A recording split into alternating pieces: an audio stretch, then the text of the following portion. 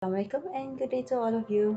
Today we continue with another subtopic of number 2, business model canvas and rocket pitching. Do you know what is business model canvas? The business model canvas is a strategy tool for developing new business models or documenting and improving existing ones.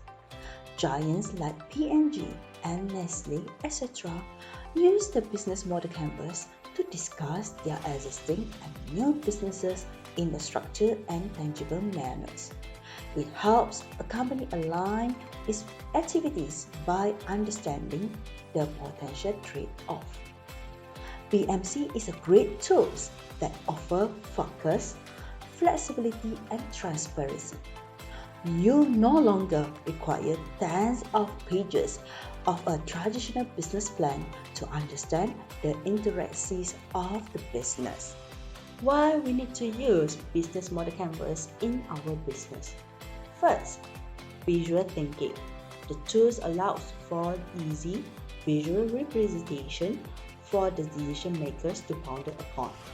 The tools provide a net breakdown of the major considerations impacting the business and also makes clear direction the organization is taking through its business model.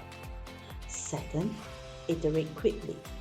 If a poster size of the canvas printout is taken, it can be used in combination with a sticker notes for executives to evaluate current and potential tweaks in the business model and their impacts. Third, grasp the relationship between the 9 blocks. The business model canvas allows the executive team to understand how the 9 building blocks relate to each other and different ways these relationships can be changed to increase efficiency and effectiveness. An opportunity or innovation can be spotted through the use of this tool. Fourth, short and succinct.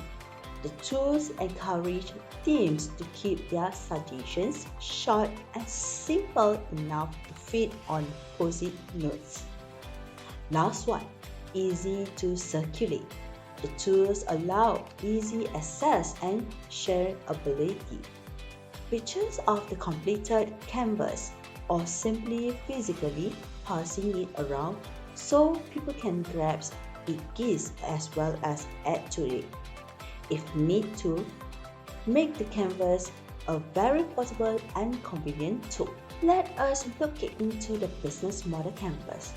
But first, we need to understand that the right side of the business model canvas is focused on the customers, while the left side on the business. The right and left side come together with value proposition in the center to signify the exchange of value between your business and the customers. This is how the business model canvas looks. This is your entire business model on a single sheet of the paper. Now we need to explain the 9 components of the business model canvas. Number 1, customer segment. You need to be asked, for whom are you creating value? What products and services are you offering to each customer segment? The output should be a list of personas according to the customer segment. You should be thorough with what this persona think and feel about your product. Number 2, value proposition. What value are you going to deliver to the customers? Which customer pain points are you addressing? The value propositions can either be quantitative, which refer to price and efficiency, or qualitative, which refer to the customer experience. The output should be a list of value propositions arranged by priority, which are then linked to the applicable personas. Number 3, channels. Which channels are to be focused on to reach the desired customer segment? How are those channels integrated? Which ones are the most cost effective? A company can reach its clients either through its own channels or partner channels.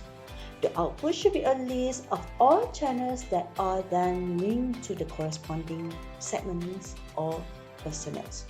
Make sure your channel provides you with enough visibility into each user persona. Number 4.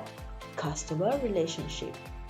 What types of a customer relationship do you want to maintain with each customer segment?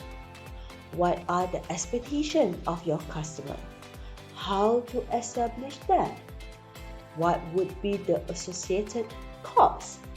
You can decide what relationship you want to have with your customer.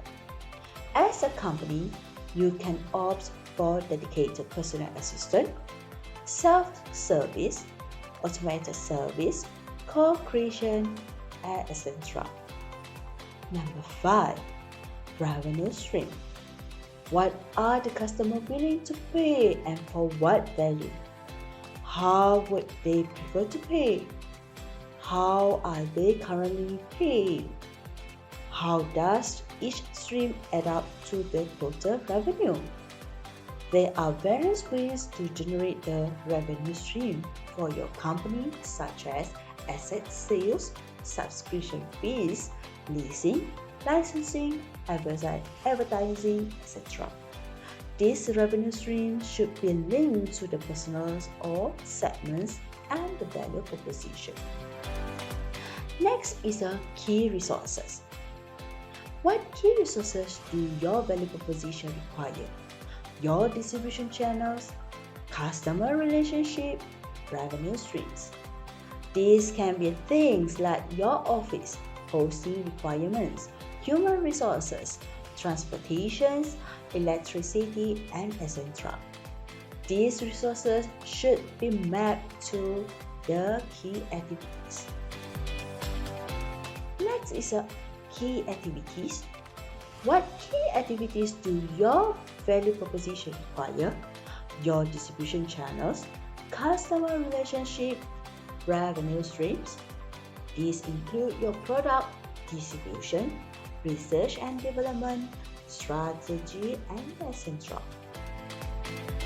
The second last is key partner. Who are your key partner? Your key suppliers. Which key resources are you acquiring from them? Which key activities do your partners perform? Key partners are the external companies or suppliers that you would need to perform your key activities and deliver value to the customers. Buyer-seller relationships are necessary to optimize operations and reduce the risk associated with a business. You can form business alliance with your partners through joint ventures and strategic alliance as well. Just like the key resources, these key partners should be mapped to the key activities too. Last but not least, cost structures. What are the most important cost drivers in your business? Which key resources and activities are most expensive in your cost structures? Your business can be either cost-driven or value-driven. A cost-driven company looks to minimize all costs, while a value-driven company is more focused on delivering great customer value in terms of quality and prestige. Rocket pitch is a short description of an idea, product, or company that explains the concept in a way such that any listener can understand it in a short period of time. So the main goal of a rocket pitch is to illustrate a business opportunity. A pitch needs to be clear and straightforward and not overly technical. In rocket pitch, we need to focus on 4 key components of a rocket pitch. First, the components and value proposition. The opportunity is the identification of a problem with a desired solution that enters the market at the right time. This is the most important component of a rocket pitch. It should be clear how to product or service solution that is being proposed will address a customer point of pain. Is what we call value proposition. Second, the market size. You need to identify what customer will be the most attracted to your product or services, also known as the target market. Is an important first step in understanding market size. The third one, the business model. If you want to easily visualize how revenues will be generated from the product or service, some of the questions that the business model section of the pitching may address include: how will the product be put on the market? Will it be sold from a storefront or over the internet? How much of the business will be need to be outsourced and why? Are there supply agreements? What are the revenue and cost drivers?